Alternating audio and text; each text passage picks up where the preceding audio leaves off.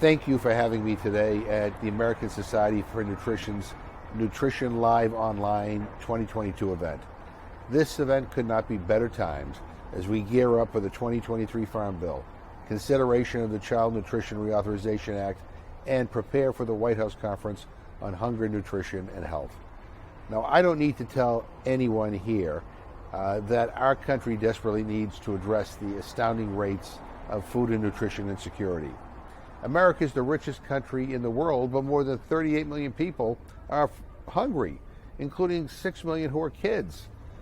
As a United States Congressman, as an American, I'm ashamed of that fact. Bipartisan efforts in the 1960s and 70s, led by my former boss and mentor, Senator George McGovern, no relation, and his Republican counterpart, Senator Bob Dole, actually made progress in addressing the situation with regard to hunger in this country. But since then, we've seen efforts to undo that progress. So-called welfare reform in 1996 was particularly harsh for those living in poverty, and it's only gotten worse. The economic conditions that lead to hunger, stagnated wages, rising costs, the systemic failure to invest in workers, and the pervasive narrative that if you're hungry, it's your own fault, have all contributed to the worsening state of hunger in America. I've watched some of my colleagues on the other side of the aisle try to demonize and demean people suffering from hunger. They've tried over and over again to actually cut our anti-hunger safety net. And sadly, in some cases, they've succeeded. That brings us to this moment. Hunger existed long before COVID-19, but it was this devastating pandemic that once again awoke the country to this terrible problem. I mean, we saw miles-long lines at food banks and worried families seeking out emergency food assistance. It shouldn't be that way. No American family should worry where their next meal is going to come from. Thanks to President Biden and his allies in Congress, we were able to pass waivers and relax certain restrictions that made it easier for everyone to access good food. We gave SNAP recipients more money so they could afford nutritious food through the use of emergency allotments. And we updated the Thrifty Food Plan used to calculate SNAP benefits so they more closely reflect the real cost of eating healthy today. Now, some of these flexibilities and increases will go away when the public health emergency ends, and I'm asking for your help calling on my colleagues in the House and Senate and the administration to continue working to extend these changes for as long as they are needed to protect vulnerable populations. But what's clear to me is that we can't stop there. We can't go back to normal. That wasn't good enough. We need a holistic plan to finally end hunger and improve nutrition in this country once and for all. So that's why I called upon President Biden to host a White House conference on hunger, nutrition, and health. This conference will bring together agencies from across the federal government, as well as researchers, advocates, private industry, and people with lived experiences to develop a roadmap to end hunger by 2030. Now, much of the bipartisan work led by Senators McGovern and Dole that I discussed earlier in my remarks came out of the first and only White House Conference on Hunger in 1969.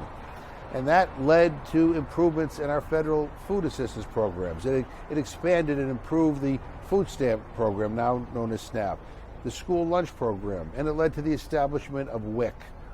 These investments in the 1970s dramatically reduced hunger and poverty in the United States, and we can do that again.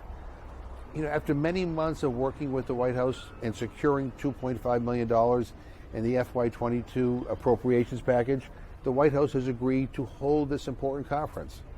The conference will focus on addressing issues including ending hunger, improving nutrition, increasing physical activity, reducing chronic disease, and addressing disparities.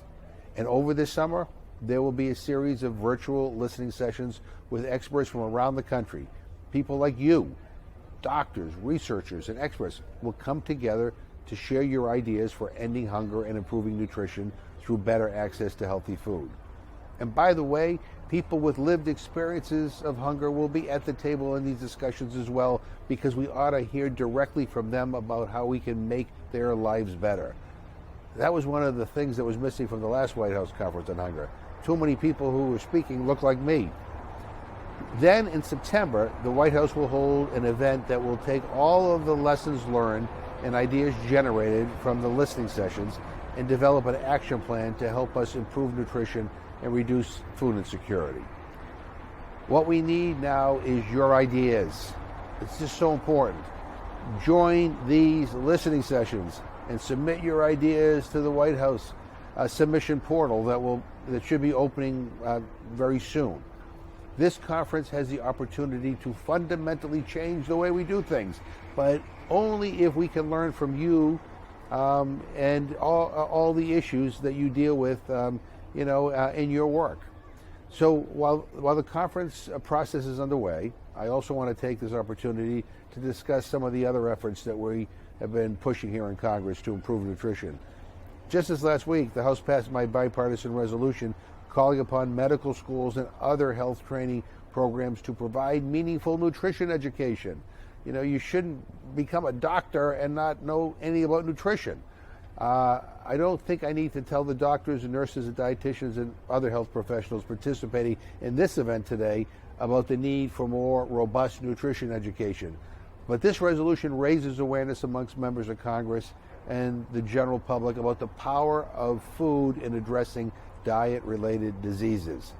I'm also working with the Food is Medicine Coalition on the Medically Tailored Home Delivered Meals Demonstration Pilot Act, which requires CMS to establish a demonstration program to allow hospitals to provide medically tailored home delivered meals to Medicare beneficiaries who could benefit from a good, nutritious meal delivered to them at home. There are incredible organizations around the country, including Community Servings in my home state of Massachusetts, leading the way to address hunger through the power of medically tailored meals. I visited God's Love We Deliver in New York not too long ago, and in Mana in Philadelphia. Incredible organizations. They get it. They're doing the work that we want them to do. But they are the inspiration for my work on this issue. So look, it's clear to me that investing in programs that feed people, whether it be school meals, SNAP, nutrition, incentive programs, or medically tailored meals, not only is it good for people, but it saves us money in the long run. We know that these investments lower hospital readmission and help people access more nutritious food. That in turn saves our federal health programs money. Now that shouldn't be the primary reason to do this, but we get some people who work in the building behind me who all they care about is the bottom line. So this is a way to improve people's lives and also save money. We're also working with the Congressional Budget Office, the office providing cost estimates on legislation considered by Congress, to encourage them to update their scoring models to incorporate these kind of investments in their reports. Now, I know that kind of sounds boring, but I think this effort has incredible potential for helping us to pass additional legislation that will further address hunger and diet-related disease. Let me just say one thing about that. When CBO issues a score, we have to find a way to offset it. We need CBO to understand that investing in some of the initiatives that I have outlined will actually save us money. So we shouldn't have to go find an offset for some of this stuff, which means that we can probably pass a lot more important legislation.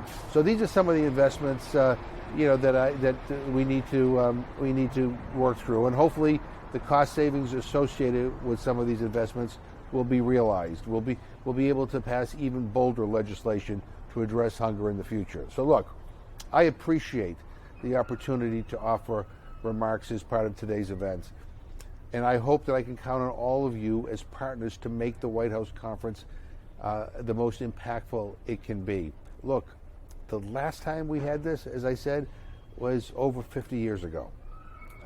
Important things came out of it.